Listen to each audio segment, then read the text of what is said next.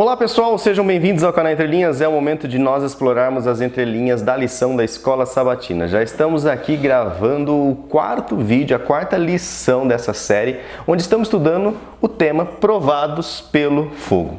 Hoje nós vamos analisar o tema Vendo a Face do Ourives. Nós temos estudado aí sobre o crisóis, sobre a gaiola e agora Vendo a Face do Ourives. Na ponte literária que o Ricardo trouxe aqui para nós, sempre trazendo algo da literatura secular, que não é tão secular, pois o autor novamente vai ser o Fyodor Dostoiévski, um autor que já esteve aqui conosco, né, no segundo vídeo, e ele aparece novamente com uma outra obra, e o nome da obra é Um Ladrão Honesto. Não tem nada a ver com politicagem, mas tem a ver com o tema da lição. Então espero que vocês entendam, que vocês usufruam do conhecimento e das discussões que serão colocadas aqui. Lembrando que você também é convidado a se manifestar aqui nos comentários. É muito importante você comentar, isso ajuda a promover, né, o conteúdo aqui dentro da plataforma. Você também é convidado a se inscrever no canal, deixar seu joinha e compartilhar com seus amigos para que eles se interessem, né? Quem sabe através do estudo de uma obra literária, né, que é o caso do Ladrão Honesto, aprendam, né, um pouquinho sobre Vendo a Face do Ourives. Beleza, pessoal? Teremos também a participação aqui do Marcos André, na linha do rodapé, as perguntas para discussão, e também a participação do Alexandre, né, na ponta da linha. Beleza, pessoal? Então, por enquanto, chama a vinheta.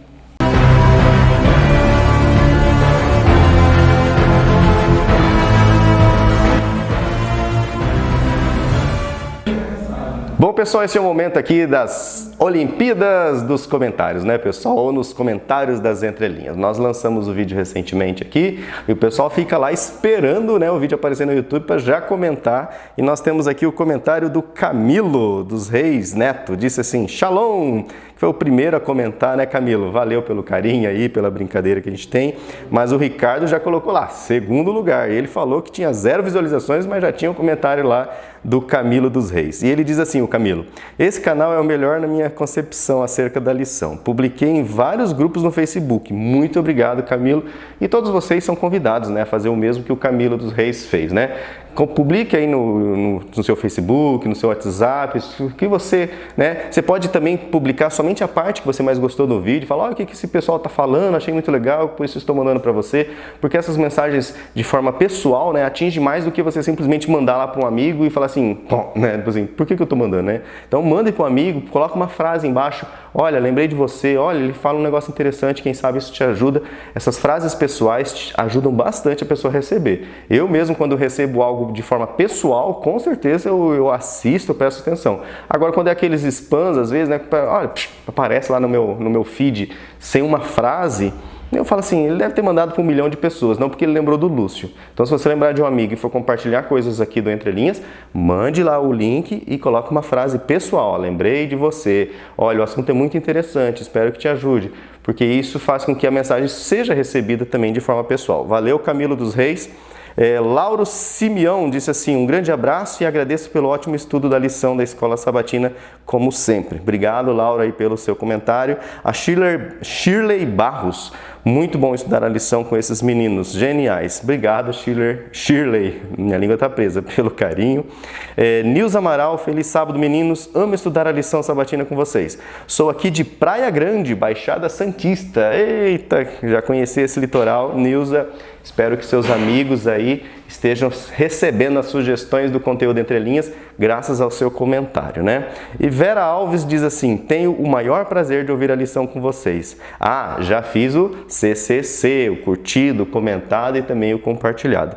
Obrigado, Vera Alves. Edilza Nascimento, outra irmã querida também, que todo sábado, toda semana, sempre deixa o seu alô. E ela diz assim, feliz sábado, vídeo já curtido e compartilhado e comentado, né, que ela comentou. Boa semana a todos, boa semana para você também, Edilza Nascimento. De vez em quando ela acompanhava as lives aqui da Igreja Central de Campo Mourão. Faz tempo que eu não vejo ela online, hein, irmã Edilza? Manda um alôzinho para nós lá. Helena Saraiva também deixou o CCC, curtido, comentado e compartilhado. Hashtag fui até o segundo Marcos. Ó, Helena, um vídeo aí que deu quase 2 horas, mas o pessoal é Entre Linhas raiz mesmo, né? Feliz semana a todos e continue nos braços do Pai Eterno. Amém, Helena. E Joivaldo Quirino diz assim, boa tarde, irmãos. Não estava recebendo a notificação, é que o YouTube me desescreveu.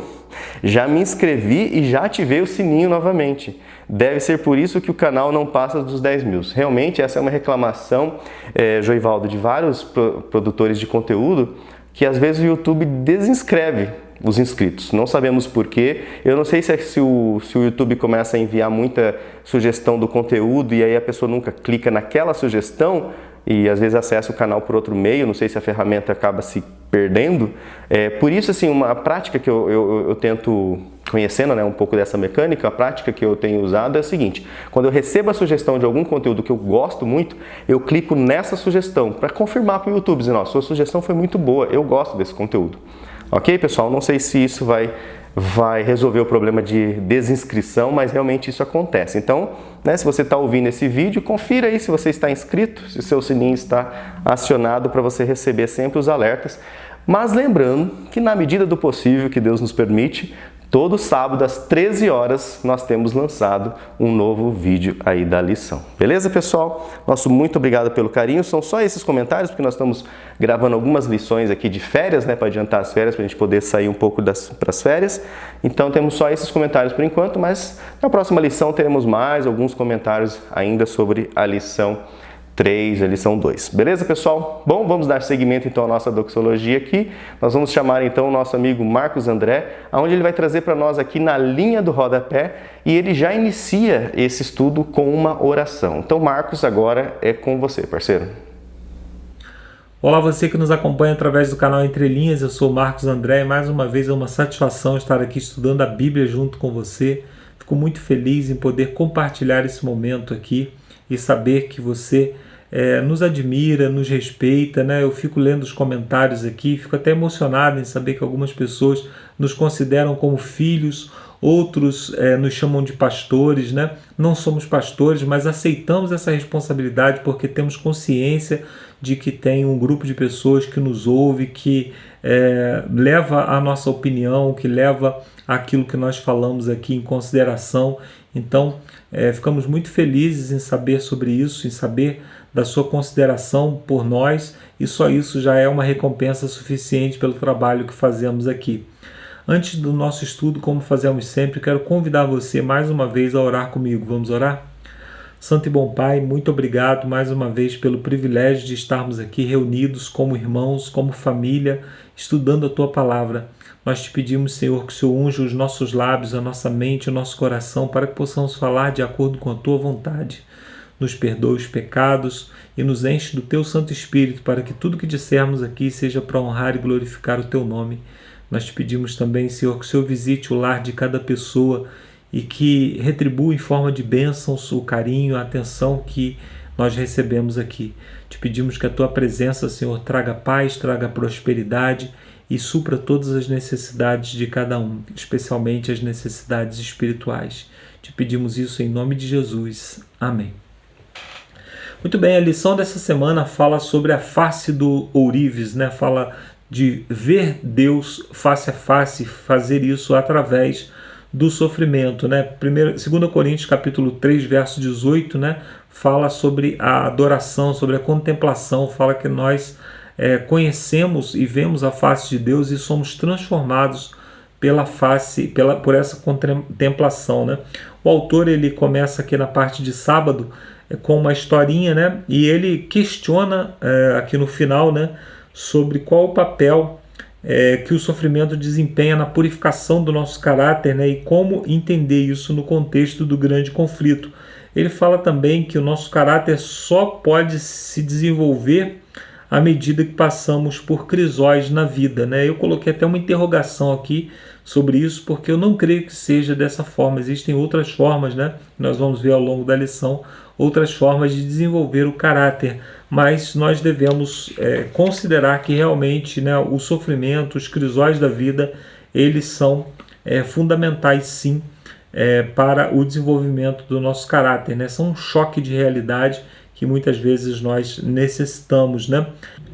Na parte de domingo fala sobre um retorno às origens, e ele fala aqui a respeito da importância da restauração, né, da imagem de Deus em nós, a imagem perdida pelo pecado. Deus nos criou a sua imagem e semelhança, inclusive a imagem e semelhança do seu caráter, mas ao longo da história, né, o pecado ele vem degenerando essa imagem de Deus em nós, né? Então, a nossa caminhada, a santificação é exatamente isso, é a restauração do caráter de Deus em nós, né? E o autor ele termina aqui, né, a lição com uma pergunta. Ele diz assim: imagine que você estivesse num estádio, né, e de um lado, né, os seres celestiais e do outro lado os seres malignos, né, os seres do mal, e eles estivessem disputando uma partida. E a nossa vida, as nossas decisões diárias, elas seriam a pontuação para um lado ou para o outro. Aí, considerando a nossa vida nas últimas 24 horas, né, nós pontuamos mais para o lado do mal ou mais para o lado do bem, né? E o que isso revela, né, sobre mim, sobre você? Né, certamente, ao fazer essa análise, né, nós vamos ficar preocupados, né? Isso nos mostra a nossa necessidade de restauração, a nossa necessidade de que Cristo continue operando em nós, a nossa necessidade de nos aproximarmos de Deus.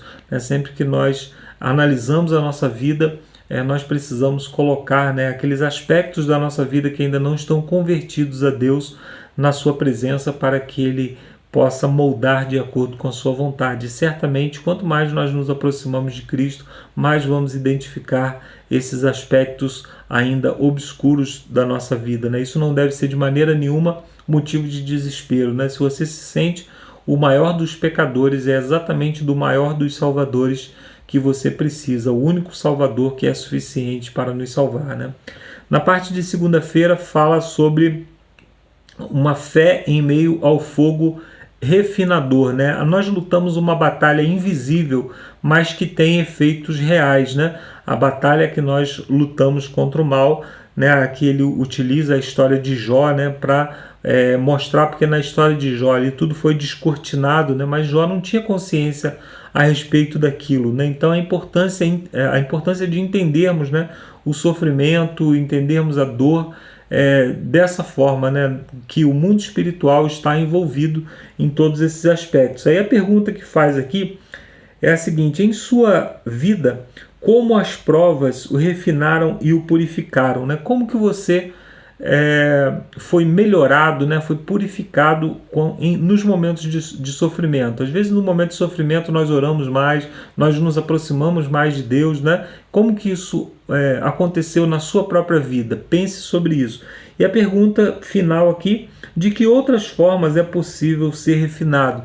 Né? A resposta aqui é sim, existem outras formas, né? Por exemplo, em João 15, verso 3, Jesus Cristo diz, né, que os seus discípulos eles estavam limpos pela palavra que ouviram dele. Ou seja, a palavra de Deus ela tem papel purificador em nós, tem papel de nos purificar e nos limpar também, né? E em Salmos 19, verso 7, diz lá que a lei do Senhor é perfeita e restaura a alma. Então a lei ela tem também aspectos de restauração. Então a palavra de Deus, né, movida pelo Espírito Santo, quando nós nos entregamos à vontade de Deus, nós também somos purificados, né? Mas muitas vezes nós preferimos o caminho mais difícil, né? Muitas vezes nós sabemos o que é certo, mas somente no momento de sofrimento é que nos aproximamos de Deus, oramos, né? A oração é muito importante também nesse processo, né? Na parte de terça-feira, as últimas palavras de Jesus, né, fala a respeito aí da parábola, especialmente através daquela parábola, né, que nós conhecemos das 10 virgens, né? E aqui o autor ele diz que frequentemente nós relacionamos, né, o azeite com o Espírito Santo, né? Mas ele fala aqui que também pode ser relacionado com o caráter, né? Com um bom caráter, o caráter moldado pelo Espírito Santo, né?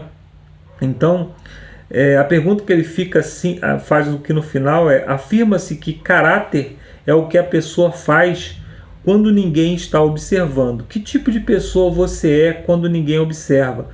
O que essa resposta diz sobre as mudanças que você precisa fazer? É uma pergunta muito parecida com aquela outra lá, né? Como que você vê a sua vida nas últimas 24 horas? Como que você vê a sua vida aí a partir do que você faz quando não tem ninguém olhando, né?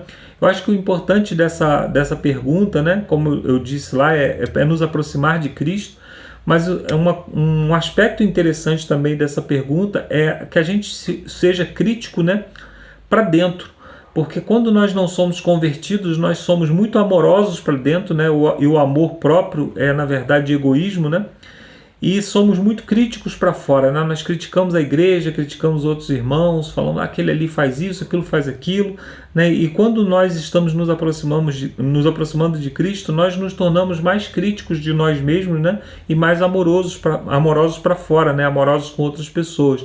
Então precisamos entender que esse é o papel do cristão, né? É estar sempre vigilante com a sua própria natureza e amoroso com as pessoas que estão ao redor, porque sabemos que todos estão lutando também contra uma debilidade de caráter, né? Aí na parte de quarta-feira, né, fala sobre os sábios, né? Os sábios, citando lá Daniel capítulo 12, né, que fala que os sábios resplandecerão, né? O Daniel 12 fala sobre um tempo de angústia do qual nunca houve, né? E o autor pergunta aqui, o que nós precisamos, por que nós precisamos ser sábios nesses momentos, né? Os sábios serão aqueles que não entrarão em desespero nesse momento, né? Os sábios serão aqueles que terão conhecimento, têm conhecimento hoje, né, de que haverá um tempo de angústia qual nunca houve, e que esse tempo de angústia, ele será amenizado pela presença de Deus. Então, se nós estivermos ao lado de Deus, assim como o povo passou pelo deserto, assim como o povo passou pelas pragas do Egito, né, sem ser atingido, nós também passaremos por esse último momento, porque Deus estará ao nosso lado, né? E então, o ponto crucial é que nessa passagem é descrito um povo que passa por um processo de refinação e purificação, né? Embora Daniel 12 esteja no contexto dos últimos dias, que princípios contidos nos textos ajudam a entender o processo de purificação e refinação para nós hoje no presente? Então, reconhecer que por mais difícil que seja a circunstância que você esteja passando, passar ao lado de Deus é sempre melhor, né? Mesmo que aparentemente isso não seja verdadeiro. E na parte de quinta-feira fala sobre a importância, né, de desenvolvermos o caráter em comunidade, né? Ele fala sobre as bênçãos e também sobre os desafios de estarmos convivendo em comunidade, né? Então, a comunidade, né, que é a igreja, ela é o modelo desse século, né? Deus talvez não seja o modelo ideal, né? Mas é o modelo que Deus escolheu para promover a salvação nesse século, né? Então nós temos uma obrigação. Se você é aquela pessoa que é amorosa o suficiente para reconhecer que quem chega precisa de amor, se você é a pessoa que deseja que as pessoas se salvem e não está lá na igreja em busca de cargos, em busca de se autopromover, você é a pessoa que tem a obrigação de estar na igreja, porque as pessoas que querem dinheiro, querem autopromoção, são egoístas, essas pessoas elas não saem da igreja, porque a igreja é um palco ideal para essas pessoas. Então, se nós temos um caráter diferenciado, temos uma consciência diferenciada, né, e cremos aqui que as pessoas que assistem o canal Entre Linhas são pessoas que têm um entendimento diferenciado a respeito do Evangelho, então você tem que ocupar a sua posição na igreja para que outra pessoa com um caráter diferente do seu, com um caráter talvez ainda não refinado, esteja ocupando, e talvez ao invés de receber pessoas de braços abertos, vão acabar repelindo pessoas, né, que estão em busca de salvação. Então que Deus nos abençoe para que possamos ocupar a nossa posição e que possamos a cada dia, né, guiados pelo Espírito Santo, saber em qual posição o Senhor deseja que estejamos trabalhando. Que Deus nos abençoe. Eu termino aqui essa minha participação e volto lá no final com uma oração e também com as perguntas de sexta-feira. Um abraço, bom estudo e até daqui a pouco. Valeu, Marcos. Obrigado aí pela sua oração, obrigado também por suas palavras iniciais. E o Marcos volta aqui, né, nas perguntas para discussão, lá no final do vídeo, no hashtag Fui Até o Segundo Marcos, beleza? Vamos então dar andamento agora na ponta da linha, onde vamos trazer aqui, né, sobre se vendo a face do ourives, né, o que o autor do nosso guia de estudo traz aqui no sábado, no domingo e na segunda-feira. Teremos a ponte literária, né, com Um Ladrão Honesto, de Fyodor Dostoiévski, e depois teremos também a participação do Alexandre, onde ele vai trazer aqui na ponta da linha de terça, quarta e quinta-feira. Então chega aí, Ricardo, mais uma vez é com você. Bom, então vamos lá, pessoal. Lição número 4, vendo a face do ourives. E o verso para memorizar está lá em segunda carta aos Coríntios, capítulo 3, versículo 18. E diz o seguinte: e todos nós, com o rosto descoberto, contemplando a glória do Senhor, somos transformados de glória em glória, na sua própria imagem, como pelo Senhor, que é o Espírito. Vamos procurar então, gente, uma outra tradução. Eu vou ver agora a tradução brasileira, TB, que fala o seguinte: mas todos nós, com o rosto sem véu, contemplando como em espelho a glória do Senhor, somos transformados na mesma imagem, de glória em glória, como pelo Senhor, o Espírito. Almeida, revisado e corrigido, diz o seguinte: mas todos nós, com a cara descoberta, refletindo como um espelho a glória do Senhor, somos transformados de glória em glória, na sua imagem, como pelo Espírito do Senhor. Deu para perceber que tem algumas diferenças nas traduções, né, gente? Na lição de sábado, nós vamos entender o porquê da escolha desse verso para memorizar, que fala de uma transformação, sermos transformados à imagem e semelhança de Deus. E o autor da lição escolheu uma historinha aqui no sábado, que vocês vão ter que estar desenvolvendo, sobre Amy Carmichael, que, segundo o autor da lição, ela levou um grupo de crianças para ver o trabalho de um ourives. Isso seria na Índia. E essas crianças estariam vendo que no trabalho de ourives, lá no meio do fogo, estava uma telha curvada e nela havia uma mistura de sal, tamarindo e pó de tijolo. Incorporado a essa mistura estava lá o ouro. À medida que o fogo devorava e aniquilava essa mistura, o ouro ele se refinava, ele se tornava cada vez mais puro. O ourives pegava o ouro com uma pinça e, se não estivesse totalmente puro, ele recolocava e aumentava a temperatura do fogo. Aumentava a temperatura e o grupo perguntou o seguinte, vamos lá, abre aspas: como você sabe quando o ouro está purificado? E ele respondeu: quando posso ver o meu rosto nele. E nós vemos aqui a referência, gente. Amy Carmichael, Learning of God. Nessa semana, gente, o que nós vamos ver? Qual o papel do sofrimento desempenha no processo de purificação e como entender isto no contexto do grande conflito. Então vamos lá, gente, lição de domingo, a sua imagem. Mas, gente, um texto que não foi escolhido pelo autor da lição, que ele não colocou aqui na ponta da linha, está lá no Bereshit, no Gênesis 1:26, e diz o seguinte: e disse Deus, façamos o homem a nossa imagem, conforme a nossa semelhança. O Vaiomer Elohim Naaser Adam Betselemo Kidemutemo. E a expressão hebraica, gente, que nós encontramos para imagem é Tselem, que significa figura, imagem, forma, semblante, ídolo ou cruz. Ela vem de uma raiz que significa tsel. Tsel, gente, significa sombra. E daí se constrói uma expressão idiomática no livro dos Salmos, e até no próprio Shemot, a questão da sombra protetora de Deus. Então nós podemos dizer que a imagem, você se transformar, você se purificar, é estar sob a sombra protetora de Deus.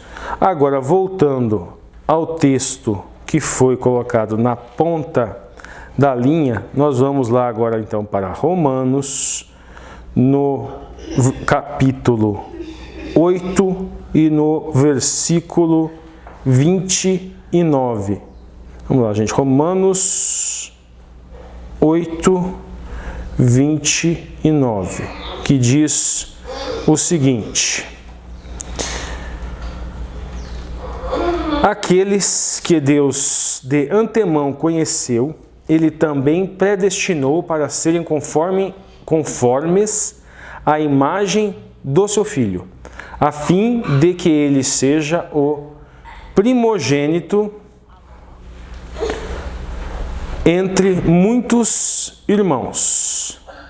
Numa outra tradução, gente, diz o seguinte: porque os que dantes conheceu também predestinou para serem conforme a imagem de seu Filho, a fim de que ele fosse o primogênito entre muitos irmãos. A Almeida revisado e corrigido diz o seguinte: porque os que dantes conheceu também os predestinou para serem conforme a imagem de seu Filho, a fim de que ele seja o primogênito entre muitos irmãos. Eu separei, gente, primeiramente, duas expressões gregas aqui. A primeira expressão grega é conheceu, que é a seguinte: prognosco. Na língua portuguesa vem um derivado, é o prognóstico, que ela significa prever ou conhecer de antemão. Então, nós poderíamos aproximar pela pessoa que faz um prognóstico sobre alguma coisa, sobre um fato, sobre o comportamento de alguma pessoa. E a segunda expressão, que é a expressão que dá mais problemas, principalmente entre aqueles que defendem predestinação, que falam, não, predestinação é uma coisa bíblica, como se Deus escolhesse de forma arbitrária, porque não é da nossa conta, porque Ele é soberano, exaltando a sua soberania. E às vezes a gente tem que conversar com um ateu que conhece esse tipo de discurso e tem que tentar defender que Deus não é um tirano que se aproveita de sua soberania. Mas tudo bem, vamos lá. Essa expressão no grego é proorizo, significa pré-ordenar ou designar de antemão. Por enquanto, não nos traz assim muita luz para aqueles que não são calvinistas, né? A teoria do chamado irresistível de Deus, da eleição, que os seus filhos eles são eleitos e em um determinado momento da vida eles recebem um chamado irresistível e nada que eu possa fazer, nada que a pessoa possa fazer para entrar para ser eleito por Deus, não tem nenhuma atitude dele que ele possa fazer, que é tudo graça de Cristo. Esse é o pensamento calvinista. É um chamado, a questão do chamado irresistível. E nós vamos nos socorrer agora aqui, então, da questão do hebraísmo, que muitas pessoas dizem assim, mas espera um pouquinho.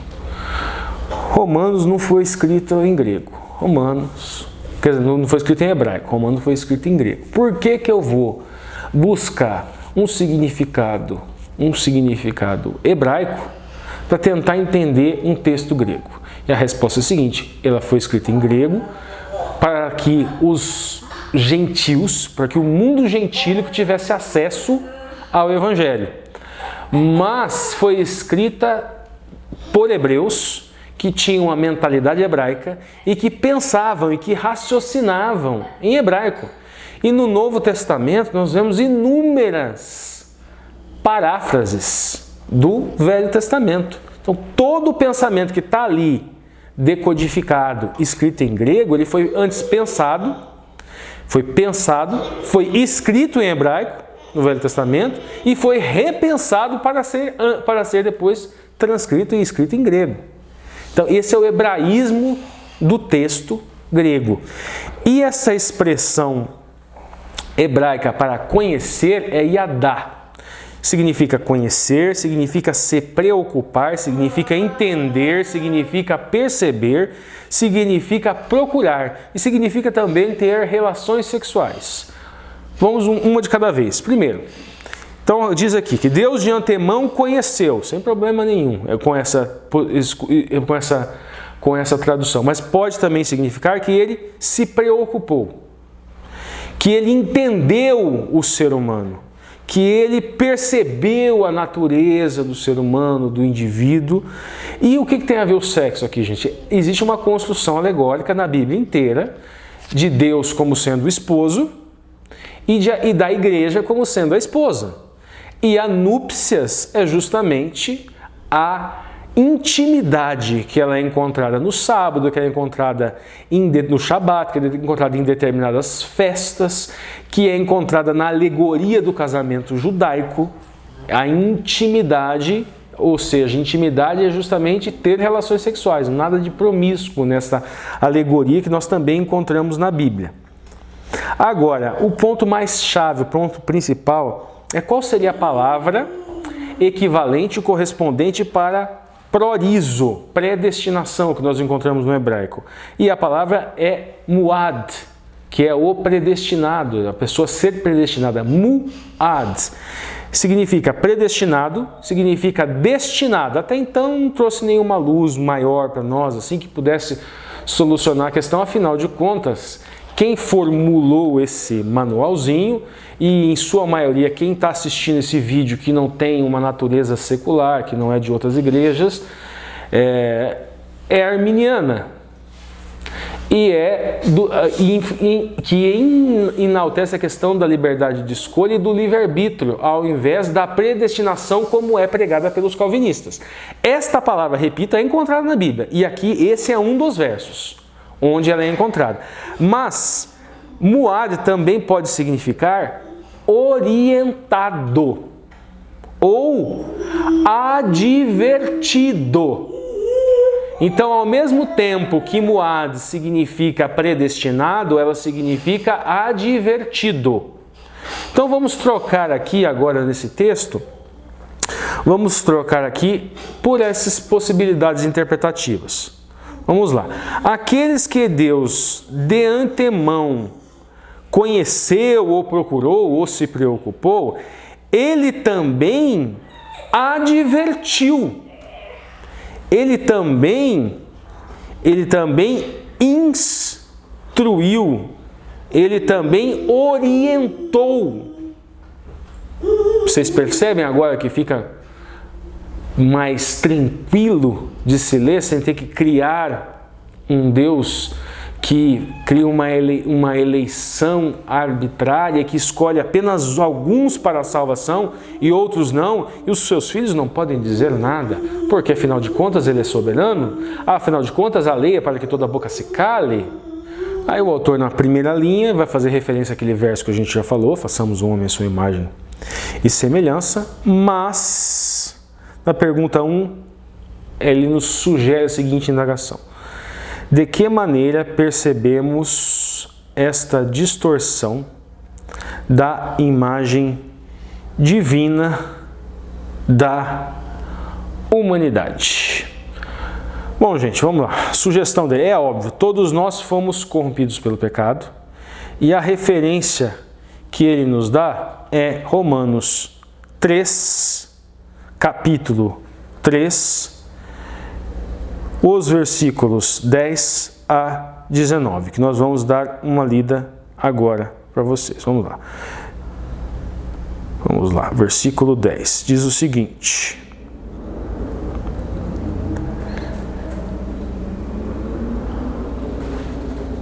como está escrito, não há um justo sequer. Mas vamos continuar para a gente entender melhor. Não há ninguém que entenda, não há ninguém que busque a Deus.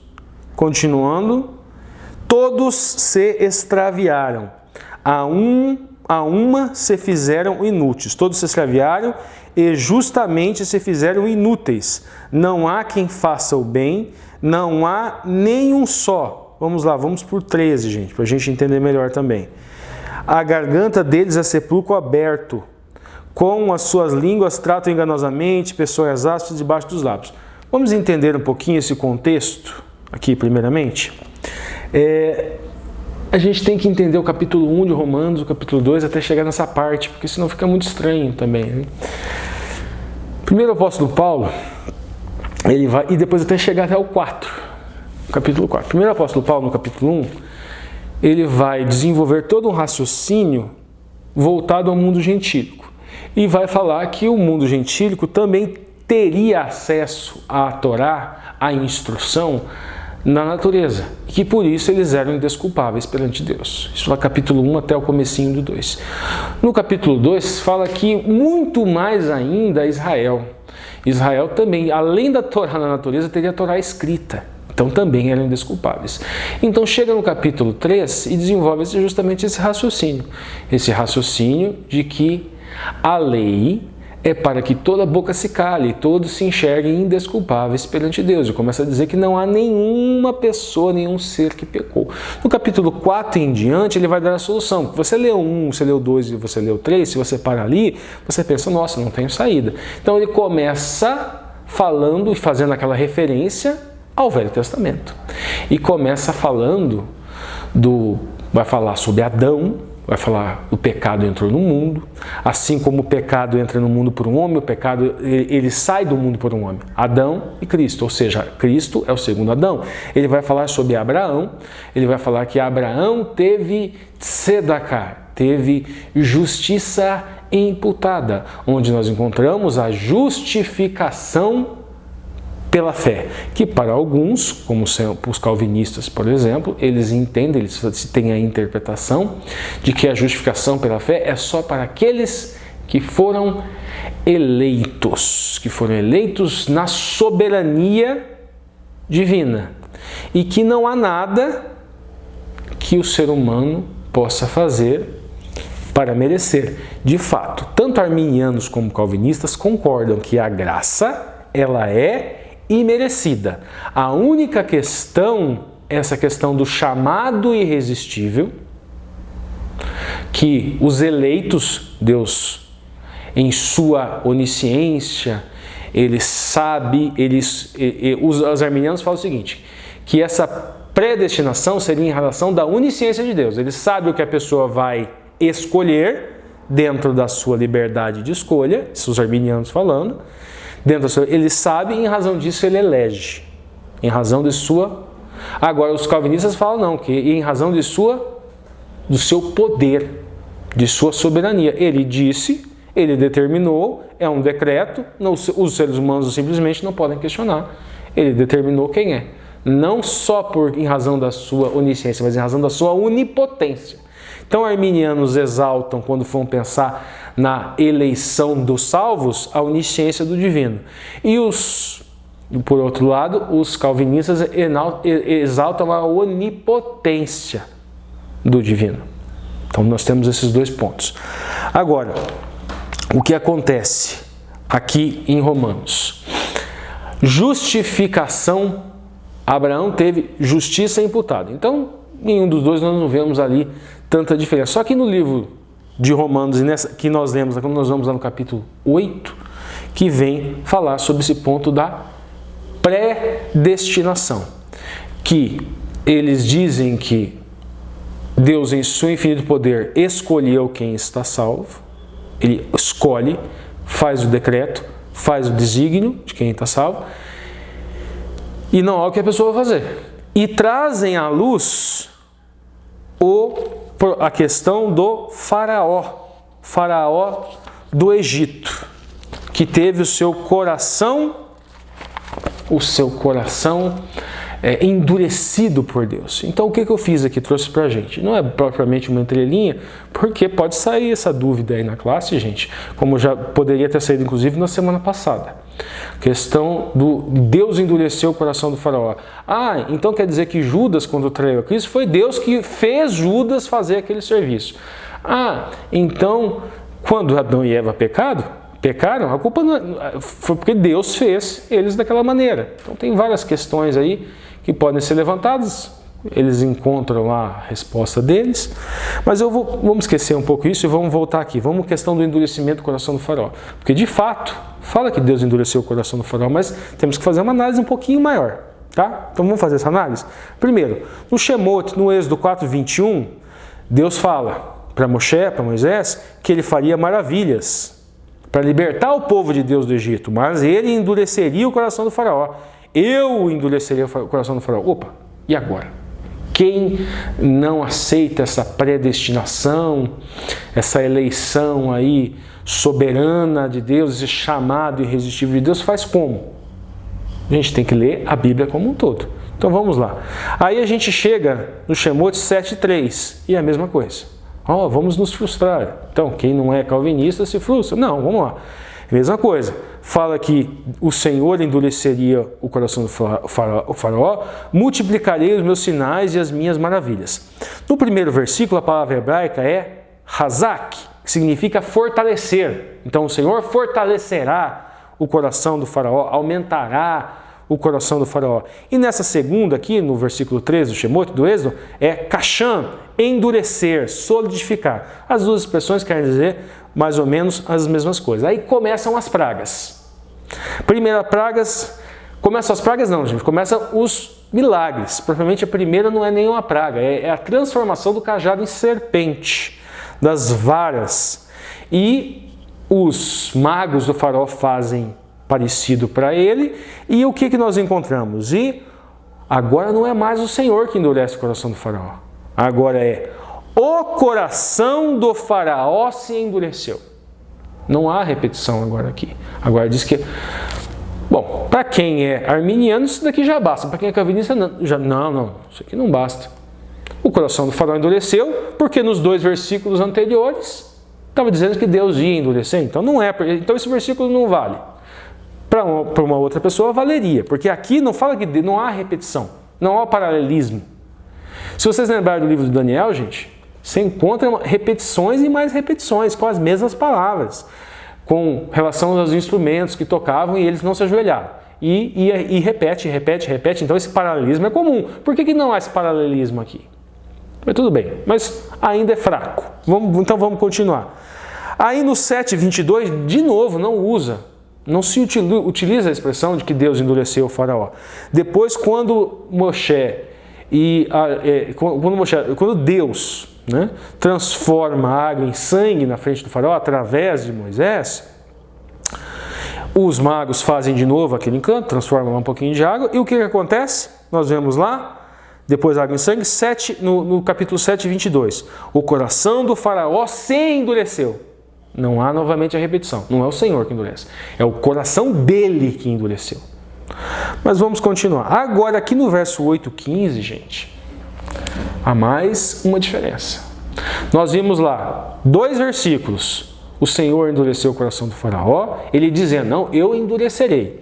No primeiro versículo, endurecerei o coração do faraó quando eu mostrar as maravilhas. No segundo, a mesma coisa. Êxodo 4:22, Êxodo 7:13.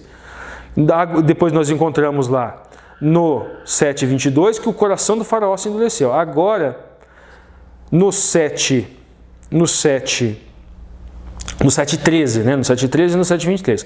Só que agora, no 8:15, diz o seguinte: vendo o faraó que houve um descanso. Isso foi logo depois, gente, da praga das rãs. Logo depois das pragas das rãs, vendo o faraó que houve um descanso, porque ele recorre a Moshe. Ele vai até Moisés, por causa da praga das rãs, e pede para que Moisés peça para Deus. Ele está dizendo que se arrependeu, coisa e tal, olha lá e tira essas rãs. E vendo que houve um descanso, o que aconteceu?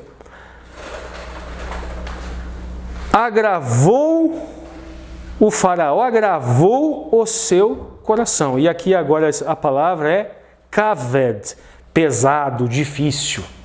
O faraó deixou o seu coração pesado. Agora aqui a expressão nos transparece uma ação do faraó. Então nós temos duas que nos parece que é o Senhor endurecerá o seu coração. Duas que é o próprio coração do faraó que endureceu. E agora uma que não, o faraó endureceu o seu coração. Vocês perceberam? Que não é tão simples assim para você dizer, não, a Bíblia Fala lá, Deus endureceu o coração do faraó. Não é tão simples. Vamos continuar. Depois, nós vemos lá no 8:19. Os magos, depois vem a praga dos piolhos. Os magos dizem para o faraó, não, isso é coisa de Deus. Os magos agora não tentam mais dissimular nada. E o coração do faraó se endurece. De novo. Agora não é Deus, o coração do faraó se endurece. Depois vem as moscas, gente. A praga das moscas. No capítulo 8, versículo 32. Mas endureceu Faraó ainda esta vez o seu coração. Percebam? Novamente, agora o Faraó endureceu o seu coração. Aí o gado dos egípcios é morto e dos israelitas não.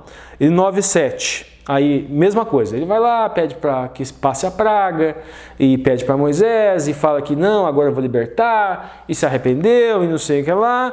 E depois, quando a praga desaparece, 9:7, coração do faraó se endureceu. Aí depois vem as úlceras, mesma coisa. O faraó vai lá, pede para Moisés, recorre para Moisés, coisa e tal. Moisés vai lá, pede para Deus, Deus passa a praga. Aí no capítulo 9 do Êxodo, no 12, agora aqui muda de novo. E o Senhor endureceu o coração do faraó. E a expressão hazag. Depois vem a saraiva de chuva, de fogo, enxofre e cinzas. E a mesma, faraó com a mesma ação. E agora no 9:14, e o faraó agravou o seu coração. E depois no 10:1, muda de novo. E o Senhor agravou o coração do faraó. Depois vem os gafanhotos. Aí no capítulo 10, versículo... Aí agora, gente, nós temos ali, depois da praga dos gafanhotos, nós temos uma repetição. Por 3 vezes, e o Senhor endureceu o coração do faraó. Nós vemos lá, capítulo 10:20, o Senhor endureceu o coração do faraó. Aí veio as trevas, escuridão no Egito, e o Senhor endureceu o coração do faraó. E depois a praga sobre os primogênitos. E o Senhor endureceu o coração do faraó, de novo. Aí, gente, nós temos lá no 13:15, que diz o seguinte: endurecendo-se o coração do faraó, não é mais o Senhor. Endurecendo-lhe o coração do faraó, e depois uma repetição de o Senhor endureceu o coração do faraó no 14:4, no 14:8 e no 17:7. No 14:4, ele está se referindo com relação à perseguição. E no 14:8, ele está se referindo com relação ao endurecimento do coração do faraó, e no 14:17 a dos egípcios. Aí nós vemos essas 3 repetições finais quando o juízo de Deus recai sobre o faraó e sobre os egípcios. Então o que nós notamos aqui? Em todas essas passagens que nós lemos, que ora o texto nos leva para uma conclusão do endurecimento da própria mente. Lev é mente, interior. O próprio interior do faraó. Então, o yetzer, a inclinação, é algo da sua própria inclinação. Então, nós temos ali 1, 2, 3, 4 versículos onde estamos falando de yetzer hará, a inclinação do mal, a inclinação do faraó. Nós temos ali 1, 2, 3, 4 versículos que nós estamos falando de a própria liberdade de escolha do faraó. Ele escolheu endurecer o seu coração. E nós temos ali 1, 2, 3, 4, 5, 6, 7, 8, 9, 10. 10 versículos que o Senhor endurece o coração do faraó. Existem inúmeras agora interpretações, existem pessoas que falam que isso de o Senhor endurecer o coração é uma expressão idiomática. Independente de ser uma expressão idiomática ou não, tem outros textos que são diferentes, então não dá para pegar essa história história do faraó e cravar uma doutrina absoluta de que Deus escolhe, Deus chama, Deus elege, Deus escolheu uns para a perdição, escolheu outros para a salvação, e o critério nós não sabemos, e Ele não chama todos para a salvação, que o chamado não é para todos, que a eleição não é para todos, que o chamado é irresistível. Se Ele chama, a pessoa vem, e é porque ela foi eleita anteriormente, porque Deus já determinou que ela assim seria. Então, essa história não serve, porque não há um paralelismo perfeito. Se serve para alguém, se alguém discorda de mim, fique à vontade para discordar.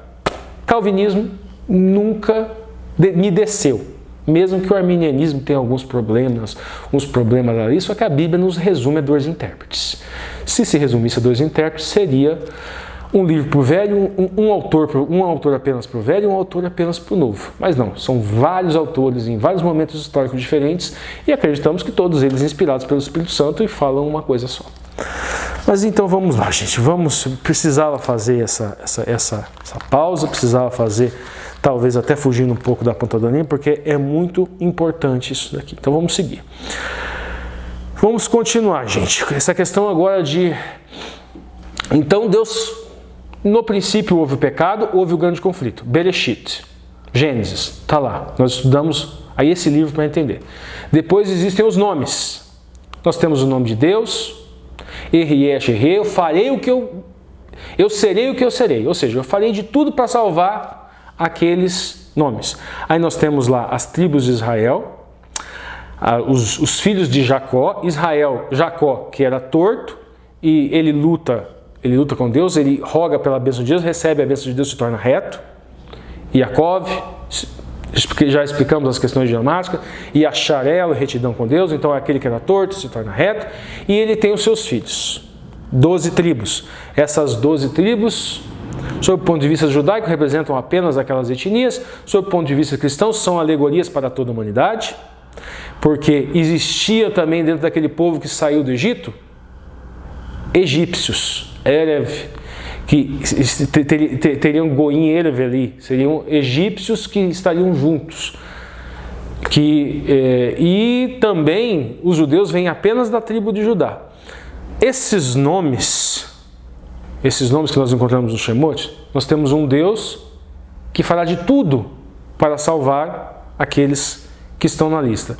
Então nós temos ali também uma bênção abrâmica para todas as famílias na terra.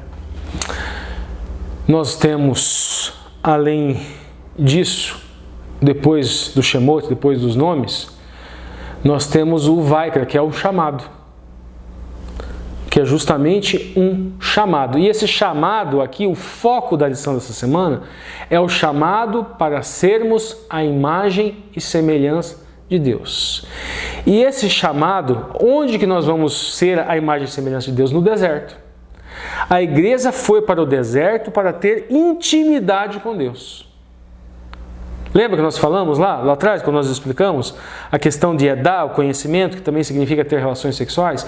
Então, Israel no deserto significa esta intimidade. Ali eles foram chamados para ser a imagem de Deus, para refletir a imagem de Deus, para se santificar. E como eles encontravam isso? Através do Davar. Um chamado para o Bamildabar, que é o deserto, e lá no deserto eles encontravam a palavra. Assim é que se torna a imagem de Deus. Então, há um conflito que nós encontramos no princípio, há um Deus que tem um nome que reflete que ele vai salvar todos aqueles ao qual ele fez o chamado para a salvação, e isso é toda a humanidade. Ele fez um chamado para toda a humanidade ser salva. E ele, de certa forma, ele predestinou toda a humanidade na medida em que ele orientou a toda a humanidade. Seja pela Torá da natureza, seja pela Torá escrita. Ele orientou, ele predestinou, ele predestina pela palavra, pelo Davar. Então, predestinação no sentido de orientação. Não no sentido, predestinou, então pronto, eu estou salvo. Se eu fui predestinado, eu estou salvo. Ele orienta antes. Pré-orientação. E no livro de Romanos explica como é esta pré-orientação. Então, A visão não calvinista é de que o chamado para sermos a imagem e semelhança do Eterno é para todos. O chamado para a salvação é para todos e ele não é resistível. Os calvinistas entendem que esse chamado é resistível. Percebam a diferença? Então vamos lá, vamos seguir. Mas a outra dimensão, a própria imagem de Deus tende a ser reproduzida na humanidade. A honra de Deus, a honra de Cristo, acha-se envolvida no aperfeiçoamento do caráter do povo. Desejado de todas as nações, página 540, autora Ellen G. White. Aí nós vamos lá, gente, para a pergunta 2. Como entender o que Ellen White disse? Então nós temos algumas à luz da Bíblia, à luz da literatura bíblica, né? Então nós vamos, pela primeira, nós vamos lá para o livro de Jó. Nós estamos falando muito, gente, aqui no livro de Jó, sobre o livro de Jó, e o livro de Jó no capítulo 1. E nós sabemos exatamente como é essa historinha. Vou resumir, que não vamos ler o capítulo inteiro, resumir. Tinha um servo fiel, tinha uma reunião no céu, aí o Hassatã, o inimigo, vem dizendo que ele vem de rodear a terra, querendo dizer que a terra era dele, que ele era um rei, que estava rodeando os seus domínios, e acusa um servo que não cumpriu os seus desígnios, cumpriu os desígnios do Altíssimo. E fala, não, ele cumpre lá os seus desígnios, ele ainda não me serve, porque você protege ele, tira essa barreira protetora dele, que você vai ver que ele peca. O Altíssimo não, eu não vou tocá-lo e castigá-lo. Você só não toque em tal coisa. E assim vai. E assim segue. Aí ele volta, acusa de novo. Ok, então você só não toque em tal coisa. Você pode... Aí, primeiro, Satanás toca nos bens materiais. Depois toca na família. Depois ele toca e retira a família. Depois ele toca e retira a saúde. E assim vão indo todas as acusações. Nós percebemos que quem toca é o inimigo. Por quê? Porque ele entende que ele é o rei deste mundo. Ele vem de rodear a terra. E há um conflito. Este é o grande conflito. Então, esse que nós vemos lá no capítulo 1 de Jó. Depois nós vamos para Mateus 5,16. Mateus 5,16, gente, diz o seguinte. Vamos lá. Mateus 5, no versículo 16. Mateus 5, no versículo 16, diz lá o seguinte: da mesma forma, brilhe a vossa luz diante dos homens, para que vejam as vossas boas obras e glorifiquem o vosso Pai que está nos céus. Outra interpretação, outra tradução aqui. Essa tradução que eu acabei de ler é Haroldo Dutra Dias, agora a tradução brasileira. De tal modo, brilhe a vossa luz diante dos homens, que eles vejam as vossas obras e glorifiquem a vosso Pai que está no céu. Assim resplandeça a vossa luz diante dos homens, para que vejam as vossas boas obras e gloriem a vosso Pai que está no céu. Então, qual seria o papel? Por que você é chamado para refletir a imagem de Deus? Justamente para que outros se convertam e também sigam esse ministério.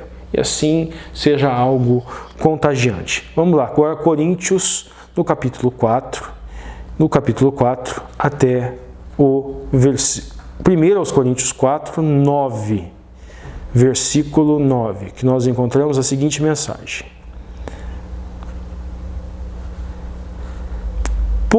Pois penso que Deus nos tem posto a nós, os apóstolos, pelos últimos, como sentenciados à morte.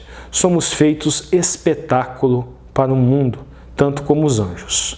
Outra tradução, gente, agora Almeida. Essa que eu acabei de ler foi a tradução brasileira.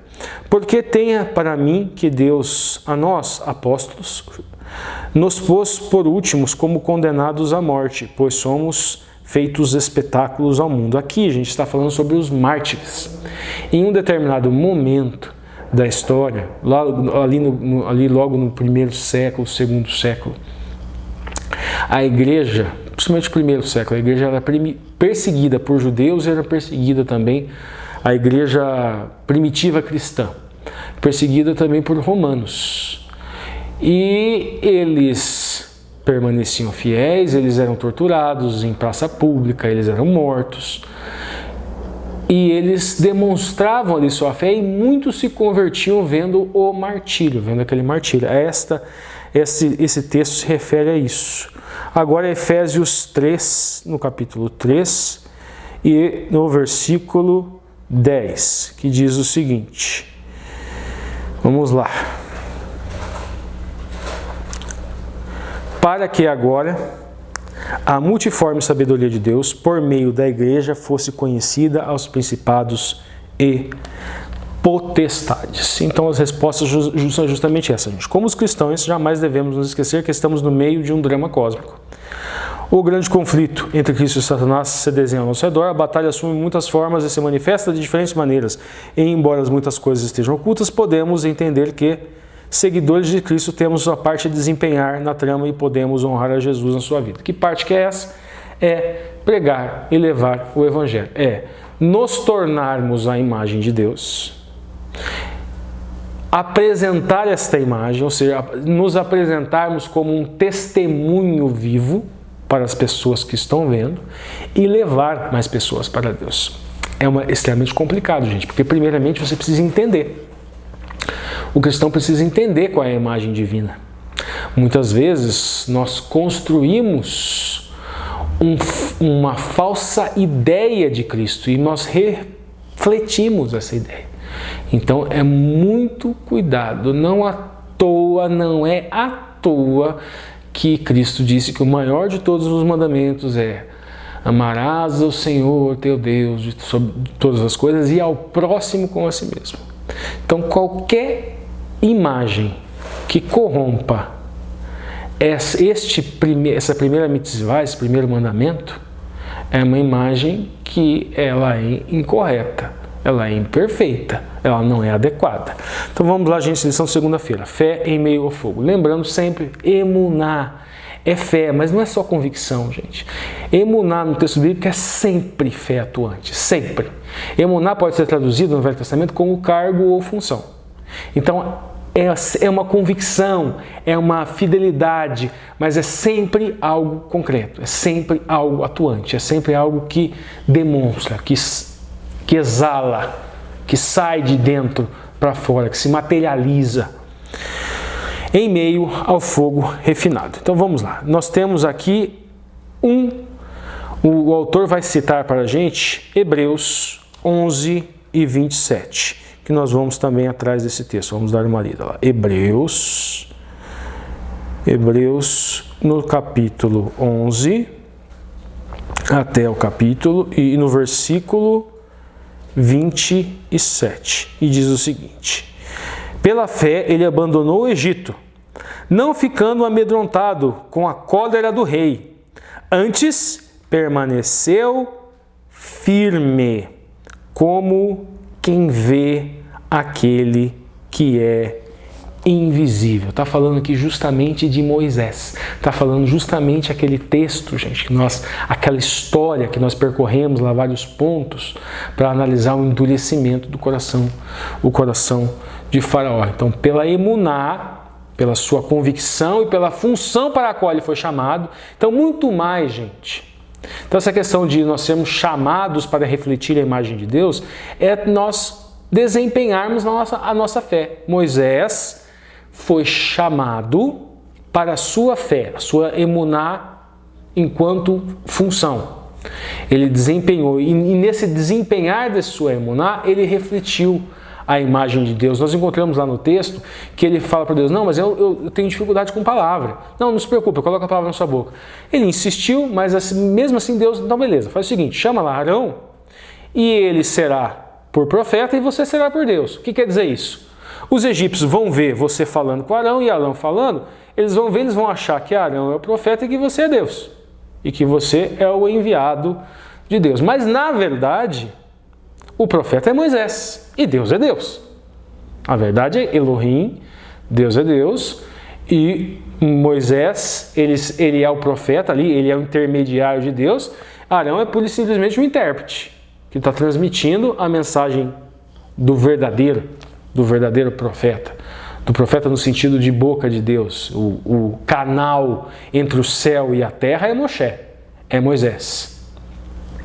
Arão ali é um canal entre um enviado de Deus, ser humano, e um pagão, alguém que precisava receber essa mensagem, e amolecer o seu coração, e não amoleceu, até que chegou a um ponto que o próprio Deus endureceu o coração dele. Mas como ele já sabia o que ia acontecer, então vamos lá, vamos continuar.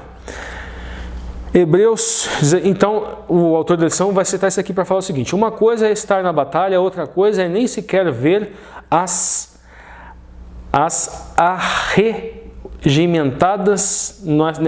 forças arregimentadas nessa batalha. Em certo sentido, é com isso que nós cristãos estamos lidando. Sabemos que forças estão aí, podemos senti-las em nossa vida, contudo temos que avançar na fé, confiando naquele invisível.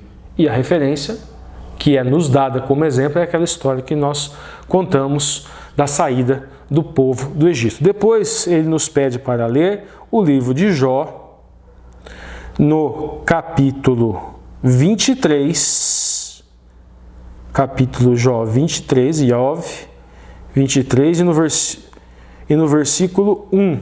Vamos lá, Jó 23, versículo 1 até o versículo 10. Então vamos lá, versículo 1. Respondeu, porém, Jó: ainda hoje a minha queixa é de um revoltado, apesar de a minha mão reprimir o meu gemido. Aí no versículo 3. Ah, se eu soubesse onde poderia achar, então me chegaria a seu tribunal. Exporia ante ela a minha causa, encheria a minha boca de argumentos.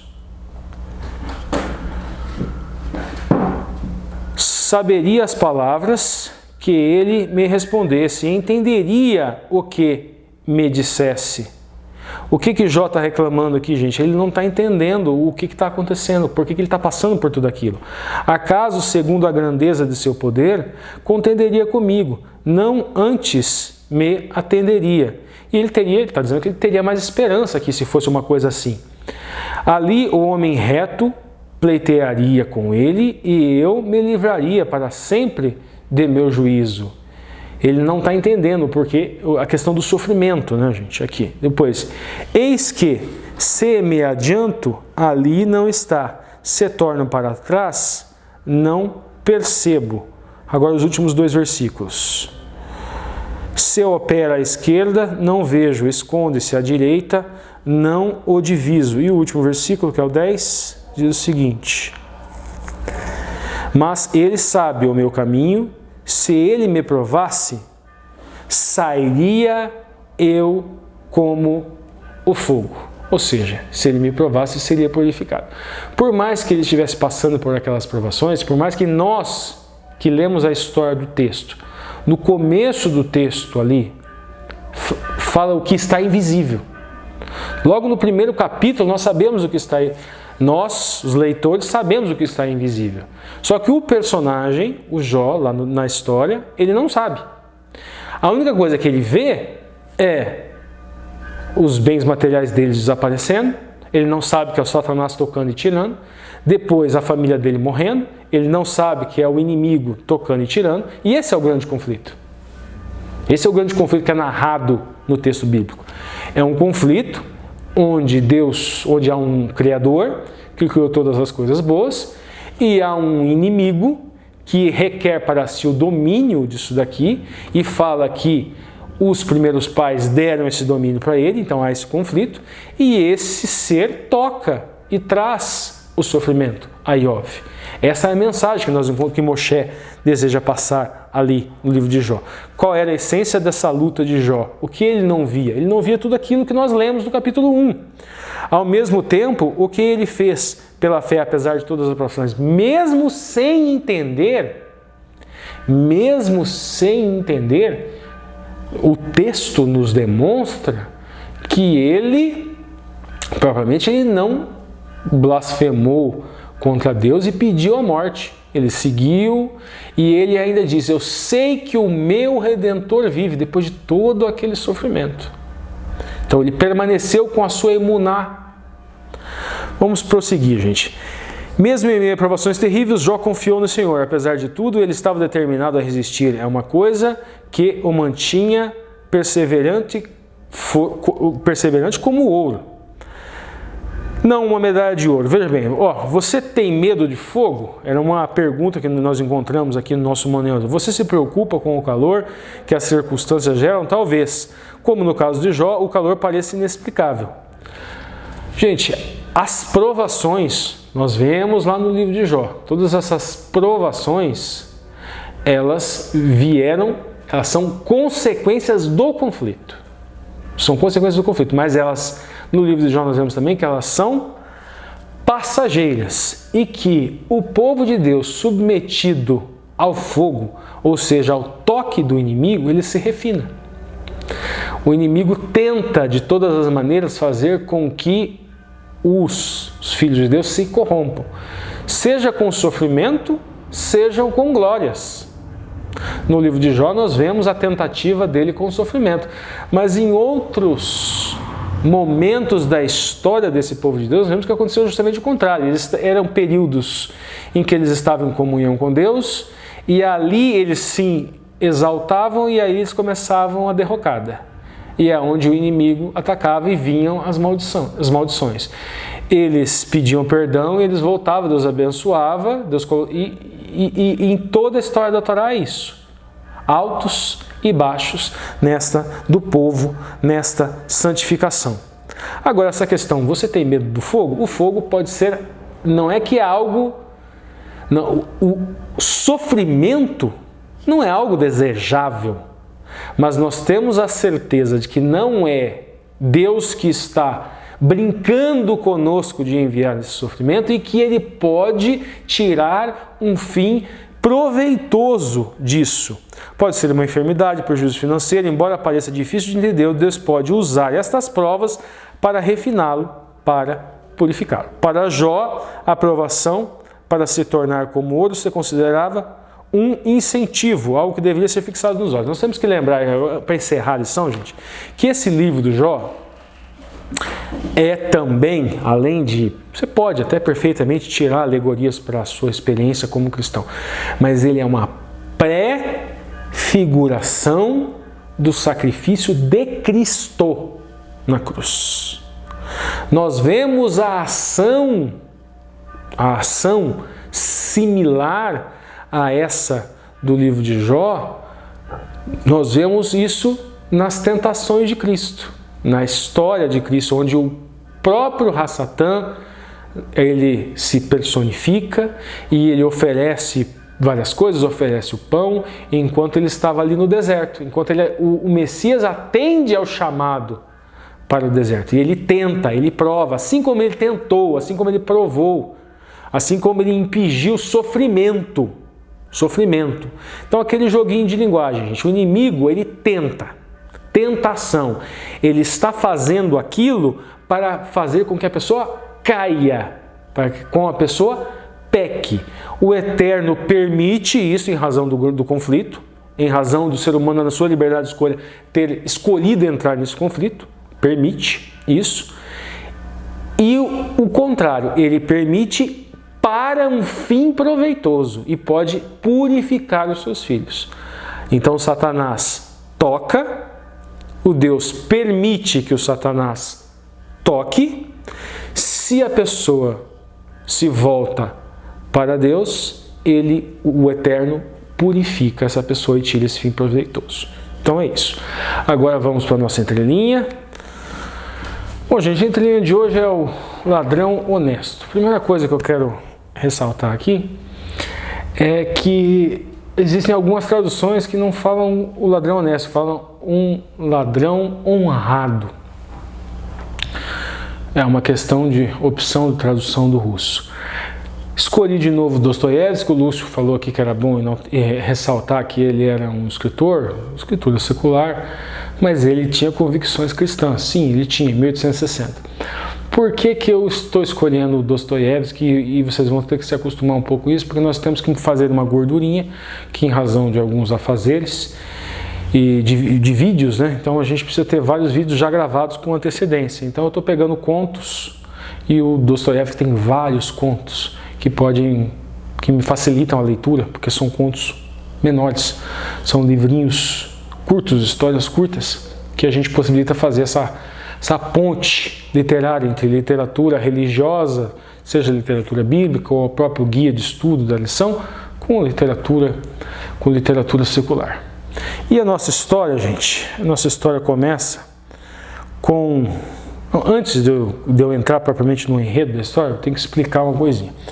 Esse conto, ele foi escrito antes, um conto maior, que se chamava Um Homem Vivido. E depois ele foi sintetizado neste O Ladrão Honrado ou Um Ladrão Honesto. E eu vou entrar no enredo, depois eu vou explicar um pouquinho das diferenças desses dois contos. Primeiro nós temos que entender os dois personagens centrais, que é o Emeia Litchi e o Astafá Ivanovich.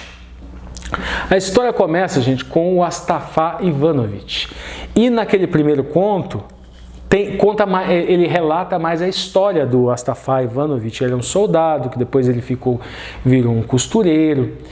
E no segundo livro ele foi sintetizado, então foi suprimida mais essa parte de contar a história do Astafá, a relação dele com... Ele era um soldado, a relação dele com os cavalos. E então o Dostoiévski, ele suprimiu essa primeira parte no segundo conto. E no segundo conto o que acontece? Começa o Astafá como narrador. Ele narrando esta experiência para um senhor. Na verdade, a primeira linha do livro fala que é retirado de cartas de um autor desconhecido. Então, começa a história e um senhor, ele tinha uma casa, não é o Astafá ainda, tá, gente? Ele tinha uma casa e a empregada dessa casa, a Nióbia, ela chega para o senhor e fala: sabe aquele vestuáriozinho? Você não poderia alugá-lo, aquele vestuáriozinho, para alguém? E ele fala: mas para quê? Quem é que vai morar naquele lugar tão pequeno? Coisa e tal. E já estava tudo na cabeça dela, gente. Estava tudo na cabeça dela. Ela iria sublocar, ia ficar com mais ou menos 3 rublos, que o Astafá Ivanovich estava querendo. Ela já trabalhava para ele e ele arrumou esse esquema. Ele era um soldado e também ele era um alfaiate. E ele vem até essa casa e ele tem relação com esse senhor, que é dono dessa casa, que permitiu que ela sublocasse aquele espaçozinho lá para ele. E num determinado momento há um roubo nessa casa. Um ser lá que não tem um nome pega e rouba uma peça. E o Astafá sai correndo atrás dessa pessoa, tenta resgatar aquela peça de roupa roubada e não consegue. Volta e fica indignado, e fica até mais indignado do que a pessoa que teve a sua peça roubada. E eles começam ali numa conversa, e falam: mas há ladrões e há ladrões. Existem, e daí começa a história do ladrão honrado. O Ivanovich fala que conheceu um ladrão honrado, um ladrão honesto. Daí o senhor: mas existe algum ladrão honrado ou um ladrão honesto? Realmente, não existe. Mas eu conheço uma pessoa honrada, uma pessoa honesta, que acabou cometendo um furto, cometendo um roubo. Então tem um lado social aí também do Dostoiévski, em razão de que naquela época, gente, muita gente era acusada de atos de desonestidade e mandado para prisões na Sibéria, seja num determinado momento histórico, seja pelo czar, num outro determinado momento histórico, seja pelos revolucionários.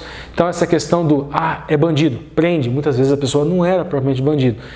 E muitas vezes, mesmo que tivesse cometido um roubo, não necessariamente que ele tinha a índole do roubo. E mais ou menos é o que essa história aqui vai nos contar. Não era uma pessoa que Aquilo estava entranhado na sua personalidade, mas a pessoa cometeu efetivamente um roubo. Então, em um determinado momento, ela foi um ladrão. É mais ou menos como Moisés, gente. Moisés cometeu assassinato, mas aquilo não estava entranhado na sua personalidade, não fazia parte.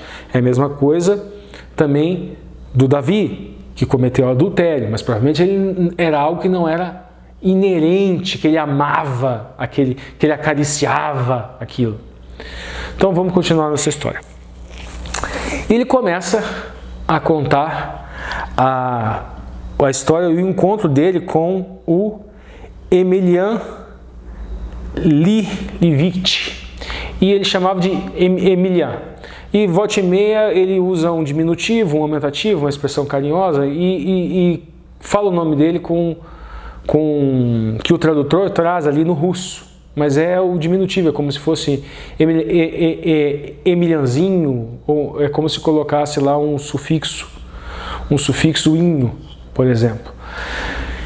E ele fala que ele tinha alugado lá uma casa, ele morava numa casa, o senhor morreu, e daí ele alugou uma outra casa, no lugar onde tinha uma senhora, e que algo que era muito comum na Rússia, que pode parecer estranho a gente, é a questão de um benfeitor. E ele se encontra com esse Emelian e ele acaba se tornando benfeitor dele, mesmo ele não gostando muito. E ele é um bêbado. Ele tem o vício do cigarro, da bebida. E aí o link, gente, com relação à questão da semana, que nós vemos lá um Deus que faz um chamado para uma emuná, e esse benfeitor, o Ivanovitch, que ele fica tentando mudá-lo, chamá-lo. Não, você precisa trabalhar. E ele tenta ensinar o ofício da costura para ele, mas as mãos dele tremiam, e ele vai lá tentando aprender, mas ele não consegue. E ele tenta ficar sem a bebida, só que ele ficava 3 dias sem a bebida e depois não aguentava. E o Ivanovitch, ele vai vendo aquilo, ele vai percebendo que quando ele ficava sem a bebida, ele ficava enfraquecido. Porque o vício já estava tão enfronhado nele que o sistema imunológico ele respondia negativamente. E ele não sabia como, mas o Emelian, ele não sabia como que ele arrumava dinheiro, mas ele saía, às vezes voltava de noite, voltava bêbado. Um certo dia ele falou para ele, não, se você não parar de beber, você vai dormir nas escadas. E o Emelian era muito obediente a ele, era como se fosse um cachorrinho, ele disse. Era como se fosse um cachorrinho submisso. E demonstrava toda aquela submissão, seu carinho pelo aquele seu benfeitor.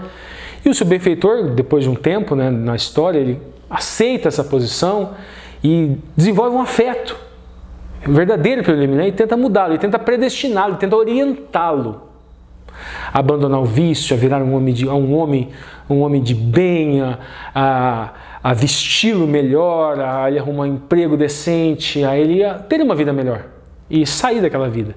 E o livro vai decorrer essa história e isso efetivamente não acontece.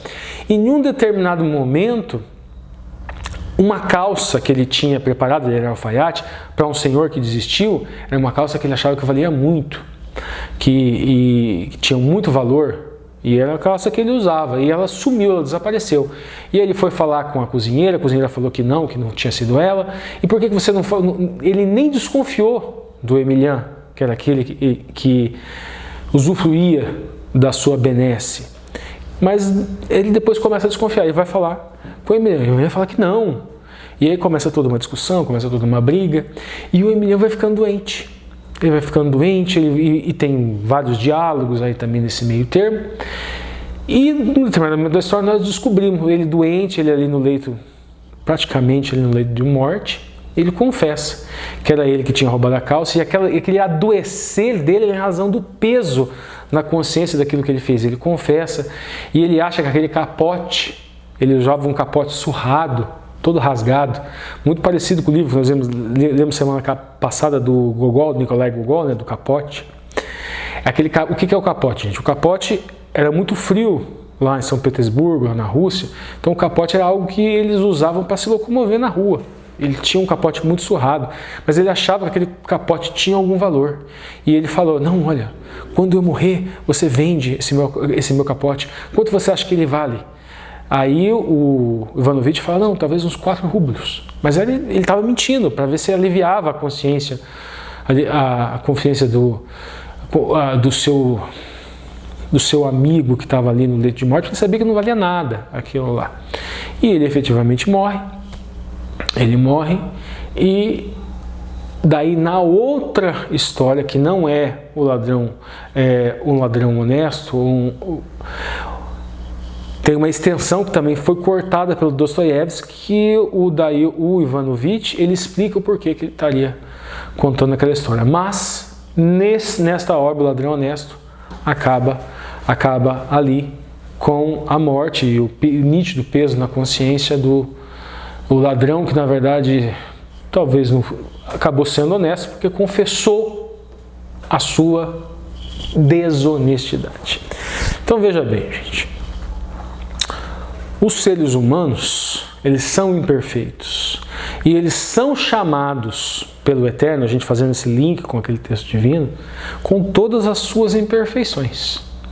Eles são chamados para a salvação, eles são orientados, assim como Ivanovitch estava tentando ali orientar e predestiná-lo para ele ser um homem que tivesse um trabalho, que se tivesse livrado dos vícios, que um homem íntegro, um homem reto, mas ele não conseguia. A inclinação dele era muito, muito forte, ele não conseguia. E ele gostava, de fato, desse senhor.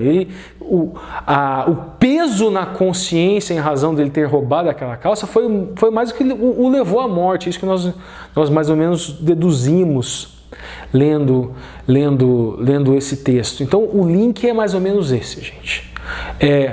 Nós temos fraquezas, nós somos como esse vício da bebida que o nosso personagem aqui tinha, nós temos uma inclinação para o pecado, que é o Yetzer Hara. E durante esse conflito, nós temos esse conflito entre as nossas duas inclinações, a inclinação boa e a inclinação má. E nós temos um benfeitor, assim como ele tinha um benfeitor que tenta nos orientar, que tenta nos levar a um crescente de santidade, um crescente de santificação. Basta nós atendermos esse chamado e nós refletirmos esta imagem deste benfeitor. Nós também devemos tomar muito cuidado, gente, para nós não criarmos nenhuma caricatura do Eterno, do nosso benfeitor, como sendo um malfeitor. Quando nós tentamos refletir para levar esse ministério, nós temos que entender muito bem o que significa esse ministério. E esse ministério é um ministério de amor. Amor a Deus e amor ao próximo. E agora com o Alexandre. Olá, meus irmãos. Saudação a todos, a todas vocês. Vocês já vêm estudando a lição desde sábado com o Ricardo, passaram pelo domingo, pela segunda. E agora continuamos na lição de terça-feira. A lição de terça-feira tem por título As Últimas Palavras de Jesus.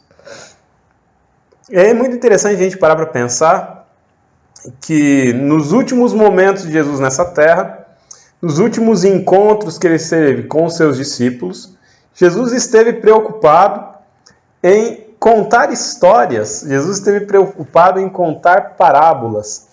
E tem um motivo por trás disso. Jesus pretendia com essas parábolas prepará-los, ensiná-los de como eles deveriam viver, aguardando o retorno de Cristo Jesus, aguardando a sua volta. E nós temos aqui duas parábolas. Uma parábola que fala das 10 virgens, as prudentes e as nécias.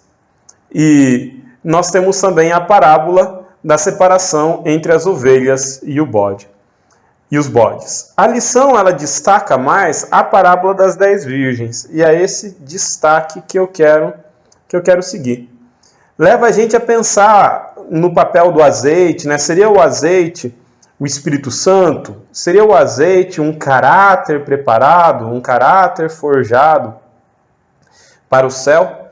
Mas eu gostaria de destacar aqui um outro personagem, um outro elemento. Vou sair um pouquinho da linha da lição, vamos um pouquinho para uma entrelinha, para a interpretação da parábola das 10 virgens. Nós temos nessa parábola alguns personagens. Nós temos o noivo, que simboliza Cristo Jesus. Nós temos as virgens tolas, que não tinham azeite reserva e que, portanto, quando acaba o azeite que elas tinham na lâmpada, elas não conseguem mais acender azeite, não conseguem acender a lâmpada para entrar na festa das núpcias.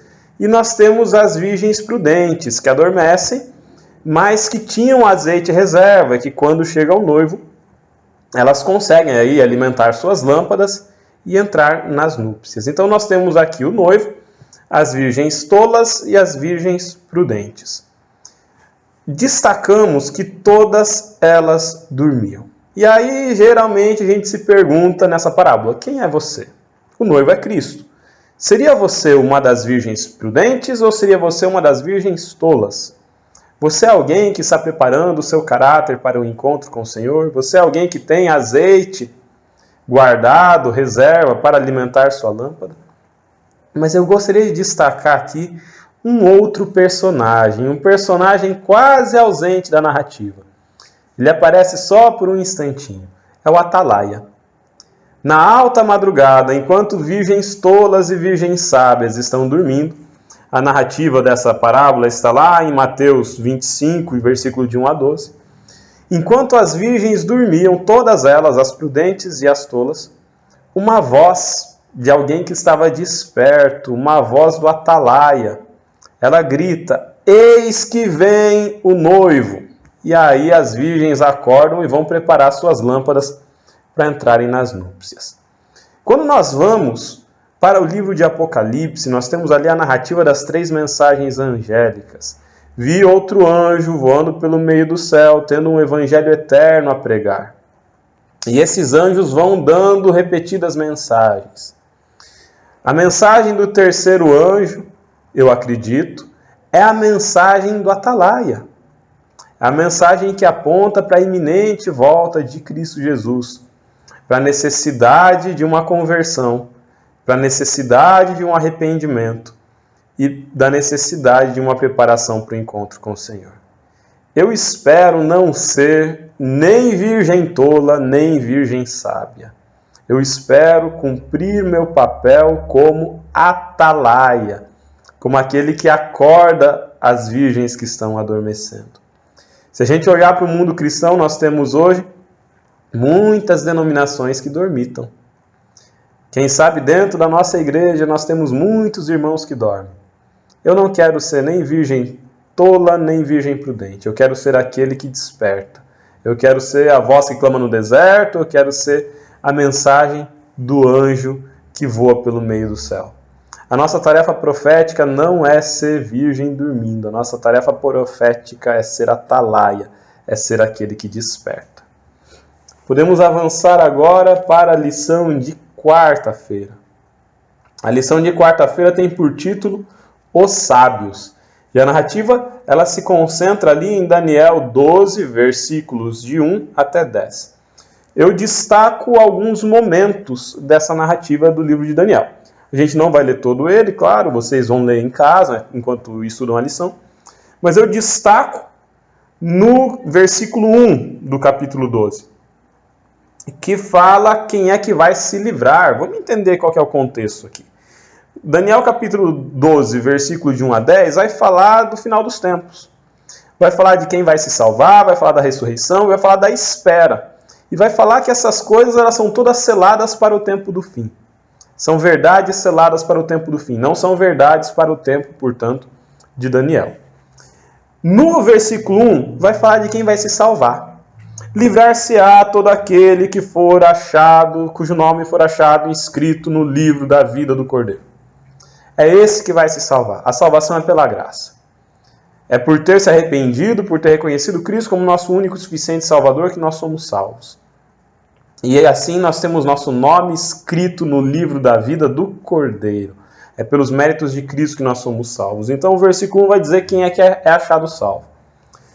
O versículo 2, eu destaco como sendo muito interessante, vai falar de 2 ressurreições. Todos vão ressuscitar aqui. Mas alguns vão ressuscitar para a ressurreição da vida eterna e outros vão ressuscitar para a ressurreição da vergonha eterna. Então quer dizer, a gente tem aqui novamente a figura da ovelha e do bode, que a gente viu na lição de terça-feira.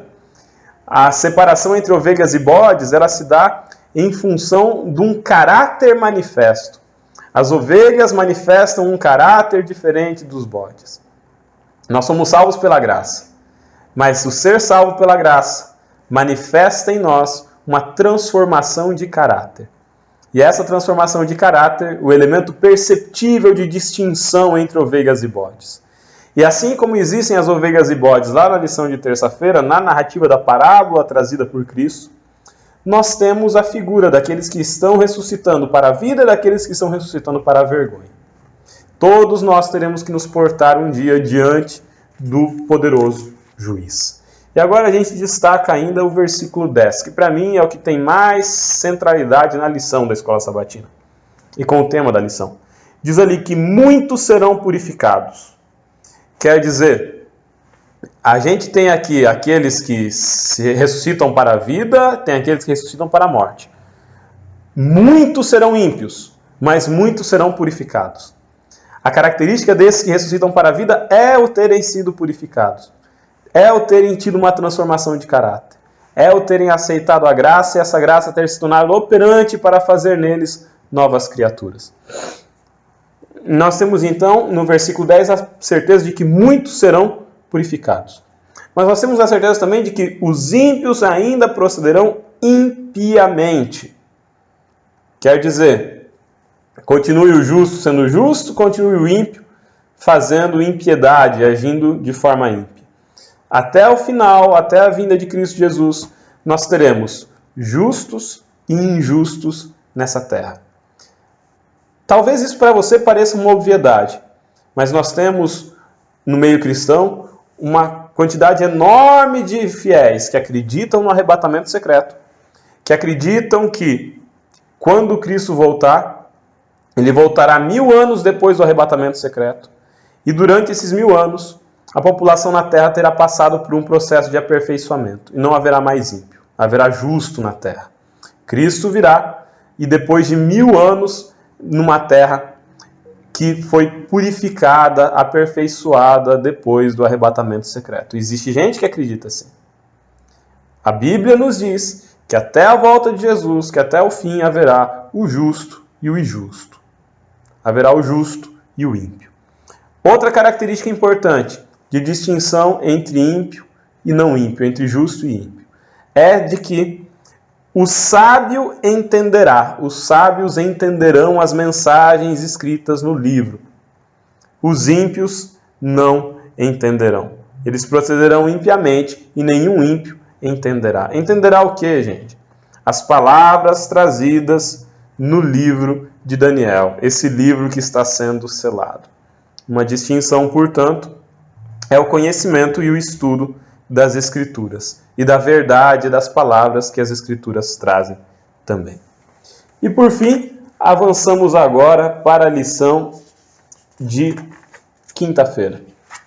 Quinta-feira tem por título Caráter e Comunidade. E o texto base está em Efésios 4, versículo de 11 até 16. Passagem bem interessante. Nós temos ali vários elementos a pontuar.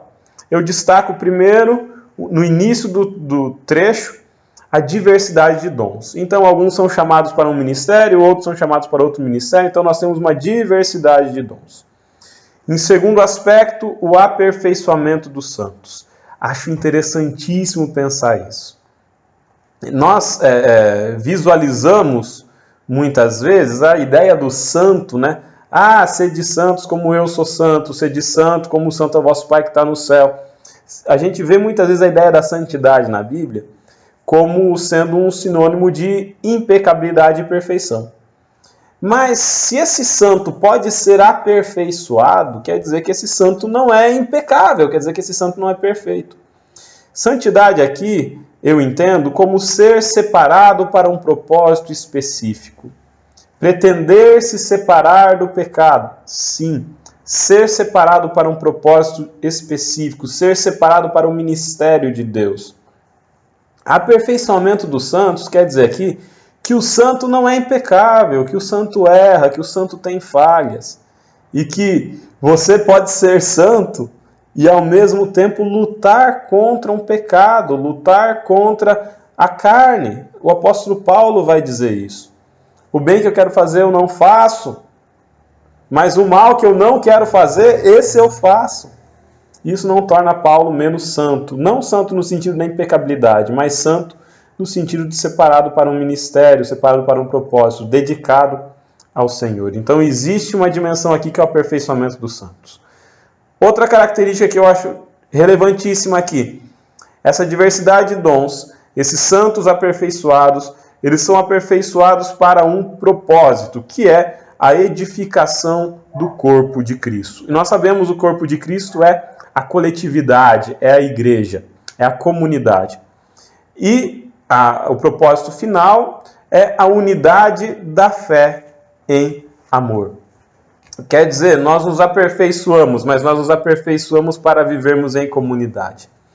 O processo de aperfeiçoamento não é um processo solitário. É um processo feito de uma forma dialógica. É um processo feito em diálogo com o outro.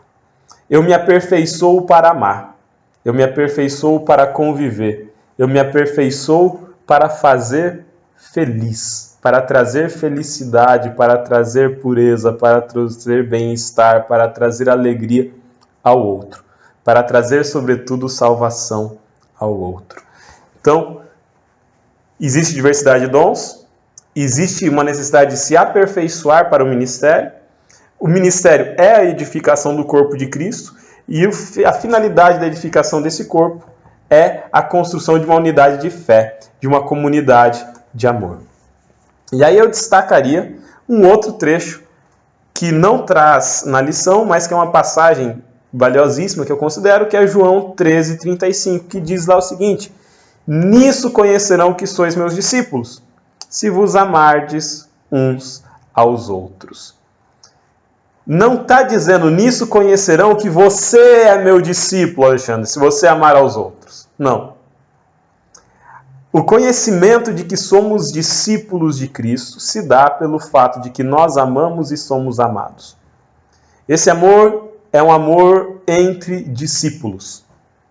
Esse amor é um amor dentro da comunidade.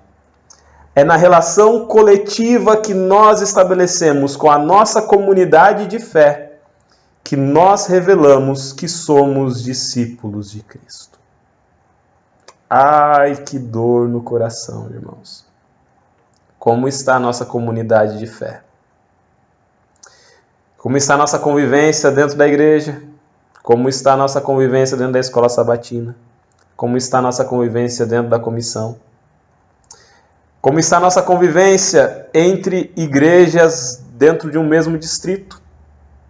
Como está a nossa convivência dentro do clube de desbravadores? Nós estimulamos a competição, a rivalidade, ou nós estimulamos a cooperação e o amor? Como está a convivência entre a nossa igreja e a administração? Entre a comunidade local e as associações, as uniões, as divisões, a conferência geral? Como está a nossa relação? Ela é uma relação baseada no amor? É uma relação que coletivamente manifesta o caráter de Deus? É uma relação que se dá baseada na busca pelo bem-estar do próximo? É uma relação baseada nisso tudo e que revela o caráter de Deus e que mostra ao mundo que nós somos discípulos de Cristo?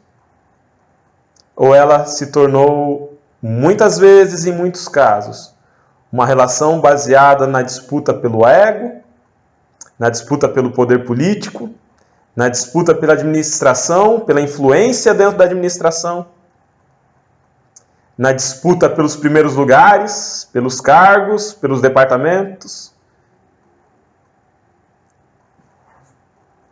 A relação que revela o amor de Deus não é o Alexandre sozinho, amando ao mendigo. Fazer atos de caridade é necessário, mas é simples. Porque a gente ajuda, auxilia, dá uma cesta básica e depois desaparece. É muito fácil ser cordial e ser amigável por 15 minutos. Será que a nossa relação institucional, será que a nossa cultura institucional, será que a cultura da nossa comunidade é uma cultura que cultiva o amor entre os discípulos? Porque é isso que Jesus diz em João 13:35. Nisso conhecerão que sois meus discípulos, se vos amardes uns aos outros. Às vezes é mais fácil amar aquele que está lá longe fora. Como que a gente tem manifestado o amor pelo outro discípulo? Pense nisso. Eu penso, me dói um pouquinho. Uma boa semana para vocês. Tchau, tchau. Valeu, Alexandre, valeu, Ricardo, obrigado aí por mais uma vez compartilhar conosco as suas palavras, as mensagens. E seguimos aqui, não terminamos ainda, temos a participação aqui do Marcos André, né? Hashtag cheguei até o segundo Marcos, mas daqui a pouco ele vai terminar, onde ele traz para nós as perguntas para a discussão. Então, Marcos, mais uma vez é com você, encerra daí esse estudo com uma oração. Muito bem, chegamos à parte de sexta-feira, aquela parte onde nós encontramos aqui as perguntinhas, e tem um texto aqui que eu quero ler com você também, que diz assim: a formação do caráter é a obra mais importante que já foi confiada a seres humanos.